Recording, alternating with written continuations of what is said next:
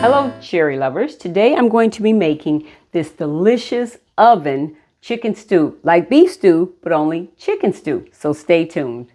Okay, I'm going to start with the ingredients, but the very first thing we want to do is preheat our oven to 350, so let's get started with that. I've already preheated the oven, but just remember to, at the beginning, preheat your oven to 350. Now we're going to get started with the ingredients. We have here 2 tablespoons of olive oil. Here we have 4 boneless, skinless chicken thighs. Now you can use bone-in chicken thighs, but this was a lot less work and it's actually what I had on hand. Okay, and then we have here 1 large onion chopped up, and then we have I have 2 tablespoons of garlic. Recipe calls for a little less, but I love garlic, so I'm using 2 tablespoons of garlic in my recipe, and we have 2 large carrots chopped, and 3 tablespoons of all-purpose flour, 2 cups, actually this is 4 cups. This is my homemade chicken stock, and we're going to be using 4 cups of that. And then over here we have 2 tablespoons of tomato paste, 1 tablespoon of Worcestershire sauce, 2 sprigs of thyme, and I'm using here a ½ teaspoon of basil. It calls for 2 basil leaves, but I don't have, or it calls for 2 bay leaves, but I only have the basil, and basil is a good substitute in case you didn't know. Also, we have 3 medium potatoes cut into half, and then cut into half of that, and then cut into half of that, which is 4s. And then we're going to use a ½ cup of frozen green beans. Now over here we have, this is the dish I'm going to be using today because it'll look nicer in this dish for me to show you, but you can use a heavy bottom pot to go in your oven, and you can use it to cook your chicken in, or you can use this little pot that I use here for my small dressing. Also, I will be using mine. I'm going to start making mine in the skillet, mixing everything there, and then I'm going to transport it over into this dish right here. So without any more waiting, we're going to get started. Okay guys, let's get started. Now the first thing you want to do is, I've added in my olive oil, the 2 tablespoons to this skillet. I've allowed it to get heated up for about a minute or so, and now we're going to add the chicken. And you're going to let this chicken cook for approximately 5 minutes on each side.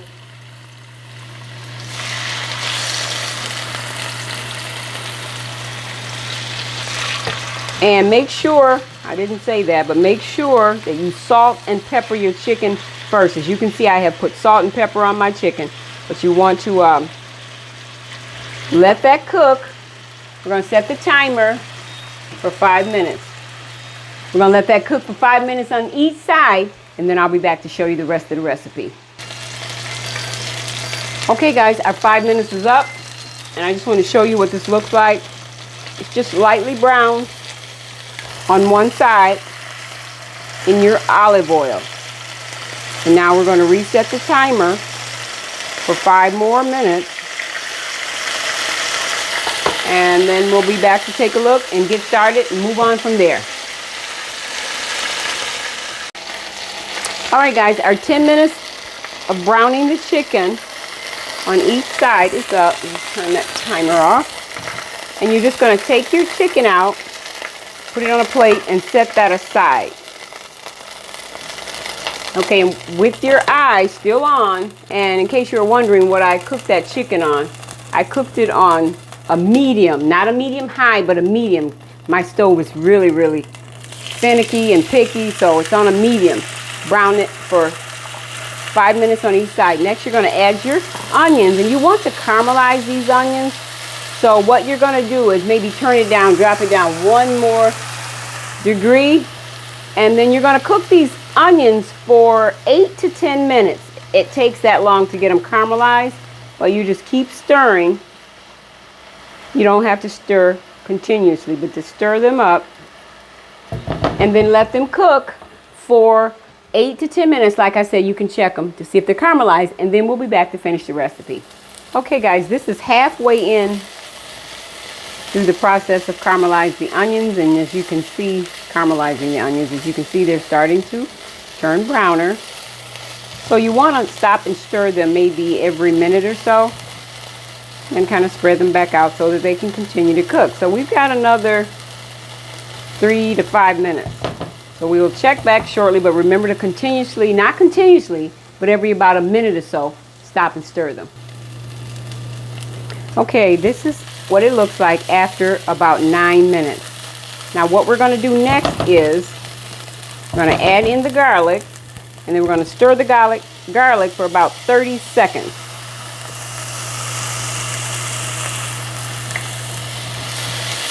We know that garlic cooks way faster than onions, and we don't want it to burn. So we just want to stand here and stir this mix, this garlic, for about 30 seconds, give or take.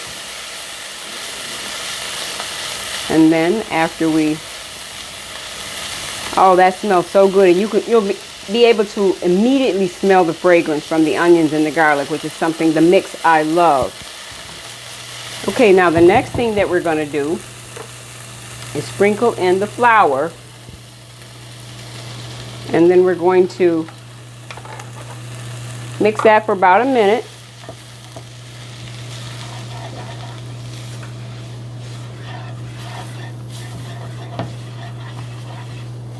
And this is going to somewhat thicken your stew. Just remember to stir that for about a minute. And of course, what we're going to follow this with is your stock, your chicken stock. We're going to pour that in there. Okay. Carefully and slowly pour in your chicken stock. And as I said, this is my homemade. That's why you see it in glass jars. Before I add the other, I'm going to stir that up. And thin that out a little bit. Okay. Stir that a bit. Now what I'm going to do is up my temperature about 2 degrees so that we can get that boiling.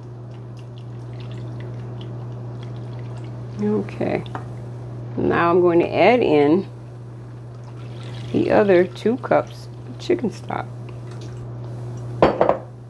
And we're going to stir this up.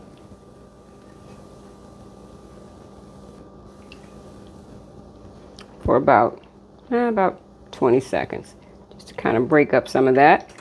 And then next we want to add in, I forgot to put that over here, but the next thing we're going to add in is our Worcestershire sauce and the tomato paste. And then we're going to stir that up.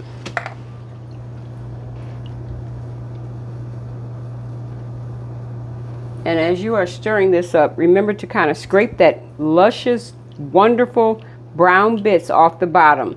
This is the time to make sure you remove all of that from the bottom. And make sure you try and dissolve your tomato paste. And also to stir and break down your thick flour, onions, and garlic. Okay. I'm going to stir this for another minute till it comes to a nice simmer boil, and then I'll be right back. Okay guys, the next step, we're going to add in our carrots, carefully, not to splatter it. Kind of mix that around. And now the very next thing you want to do is take your chicken pieces and put it right on top.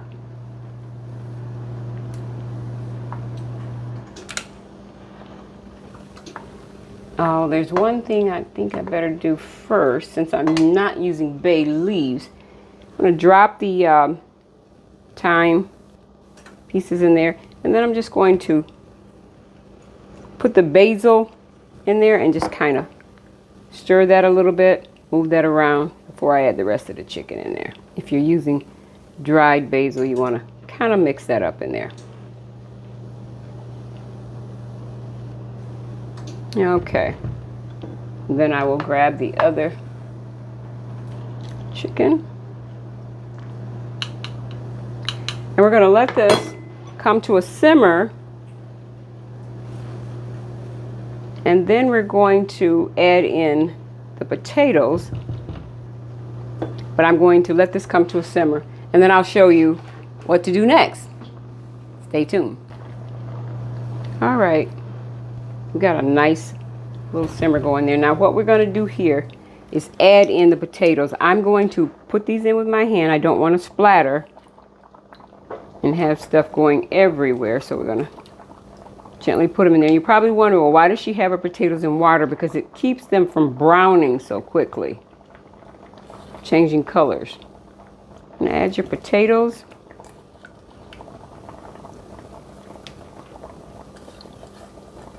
Okay.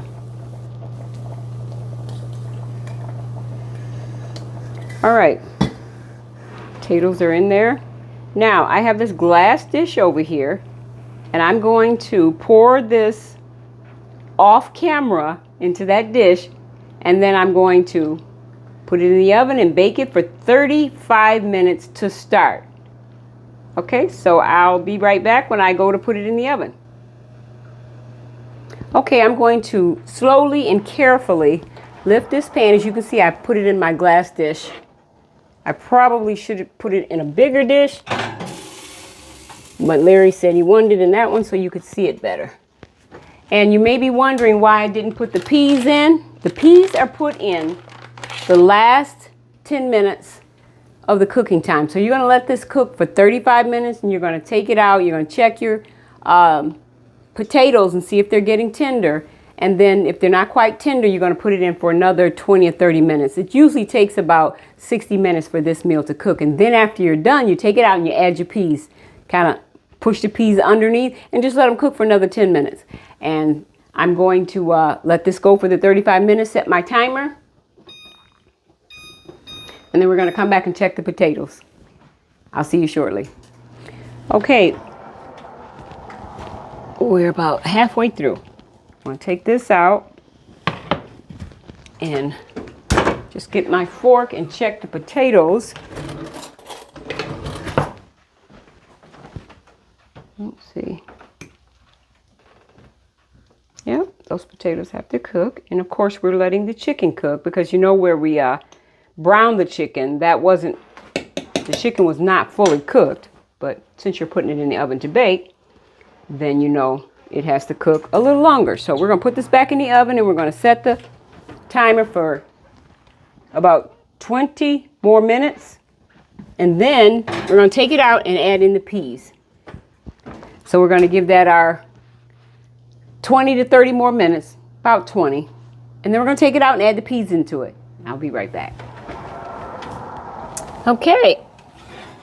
The last step is to remove that and add in carefully your half a cup of peas and kind of press them down in there. And then we're going to pop this back in the oven for 10 minutes. But right now we're going to test. Yeah, those are nice and tender, the potatoes. So we're going to pop that back in the oven for another 10 minutes. So your total time is going to be an hour for this casserole. All right.